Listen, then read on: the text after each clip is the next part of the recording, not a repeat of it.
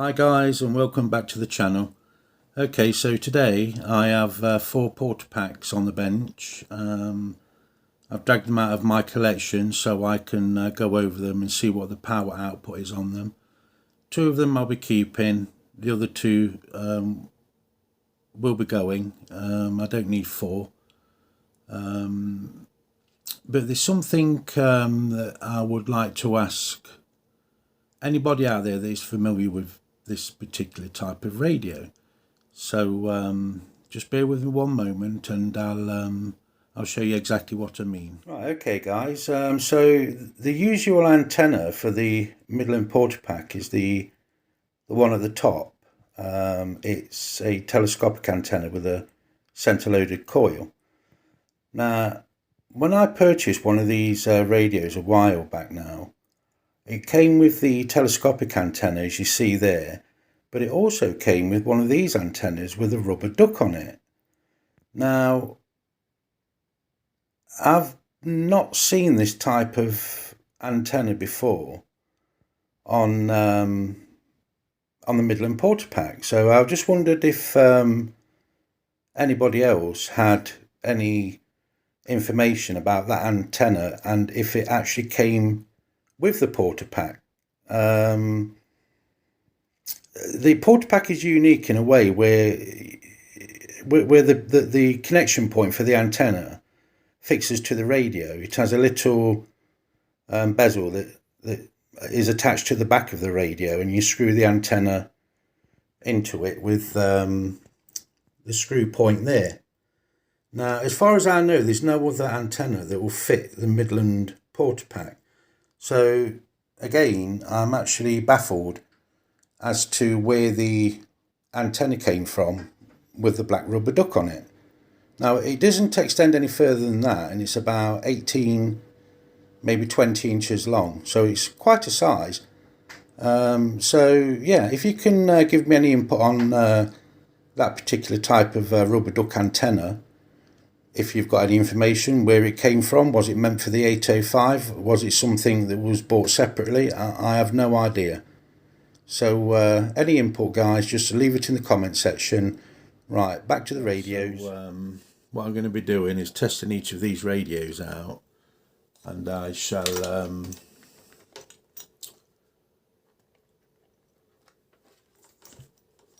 shall see what wattage.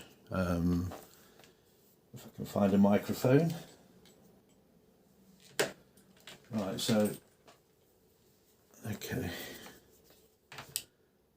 totally unprepared at the moment, so I'm just starting this video out. Okay, that's a microphone plugged in. As you can see, the radio just here will be the first one tested. Just make sure that comes on. Yes, okay. Make sure I can reach the high and low power switch, and then just attach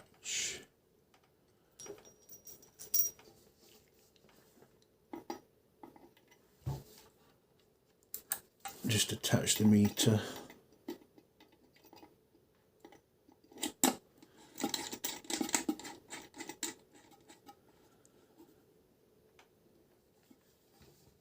And then the dummy load.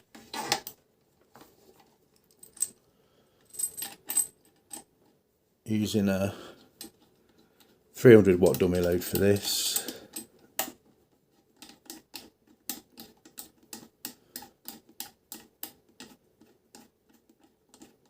There's a long thread on that. Right, okay,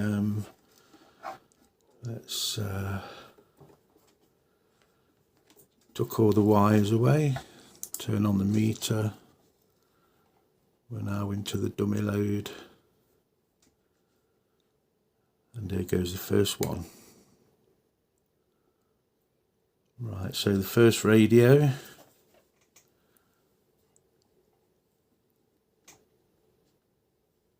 there it goes. I think this is on full power. Yes, it's on full power, and that one reads just under 5 watts, which is actually very good for one of these. 4.96, and we shall just flick it over to low power and see what it's doing on there. Okay, so we're 0.83 on low power. I think that should be 0.4, 400 milliwatts, I think, low power. But yeah, so that's the first radio tested. Move on to the second one. But the microphone that you use on these is one of these microphones. It's a speaker mic. There's no speaker on the actual PortaPak, but the sound that emanates from this type of speaker is actually really, really good, and the audio on these are very good too. Which reminds me, I need to check that it's got audio, so just bear with me one moment. Okay guys, so there was something I nearly forgot to do there, which was to make sure that the microphones on each radio work. So I'll just give this PortaPak a quick 1-2 on the President Randy walkie-talkie. Okay. Audio check. Audio check 1-2. Audio check 1-2 1-2. It's a little bit loud, but audio check. Audio check 1-2. Right guys, so when I bought this PortaPak, this is the oldest one I've got, I realised that the high and low power switch is just set to high. If I flick it over to the other side, there's just nothing, no power at all that comes out of it. So we'll just give this one a check for the output wattage and see what this one does. Okay, so that's just under 3.5 watts, between 3.5 watts.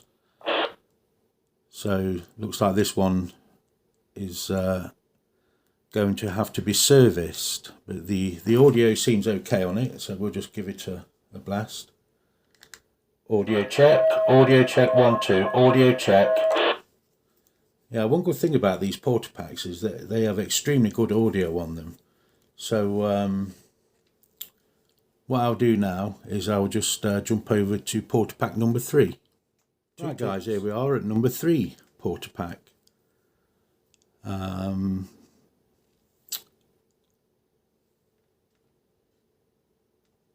Right, so we're on high power at the moment, and we'll key this one up and see what its wattage is.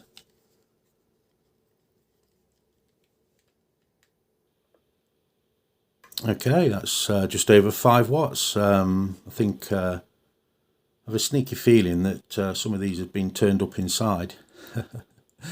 They're usually below 4 watts, a little over 3 when they come new.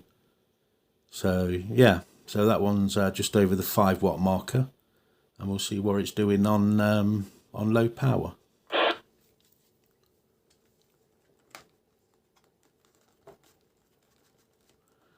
Yeah, getting to this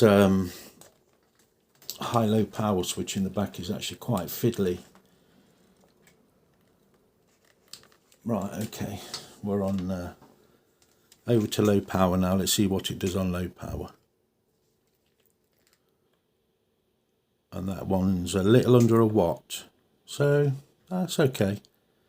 Right, we'll just check the audio on this one and make sure that this one's got audio. Hello, testing 1-2 1-2. Audio. Testing 1-2. Audio.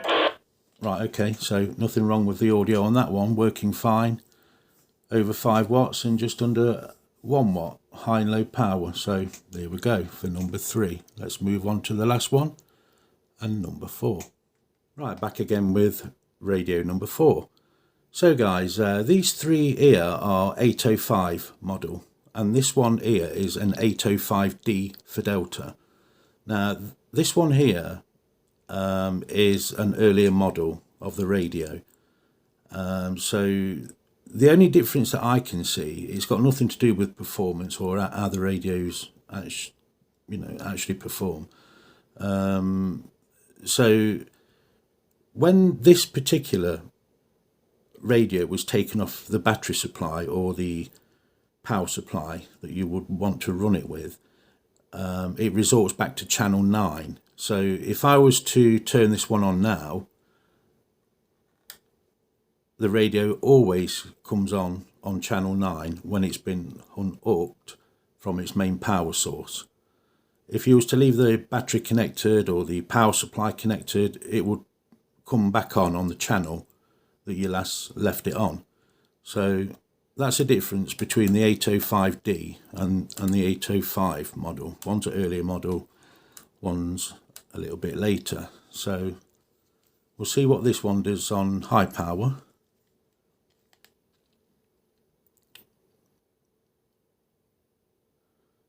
Okay, the radio is very cold. It's probably not been switched on and keyed up for quite some time. So it seems to be settling around just under about 5.5 watts. I'll try that again when it clears.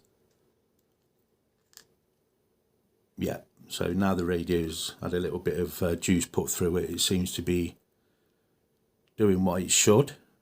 And we'll check it out on low power and see what it does on low power. Just give this one more check. None of these radios have been switched on for years, basically. So here we go. Yeah, that's okay. Seems to be settling at just over 5.5 watts anyway.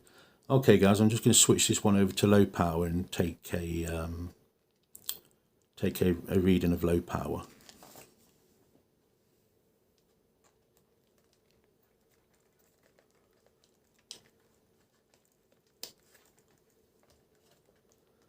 It's a little rocker, two-way rocker switch on the back to that needs to go on channel 20, sorry, not channel 19. That's a habit.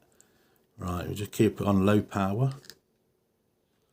Okay, so I'm not even getting it to light up on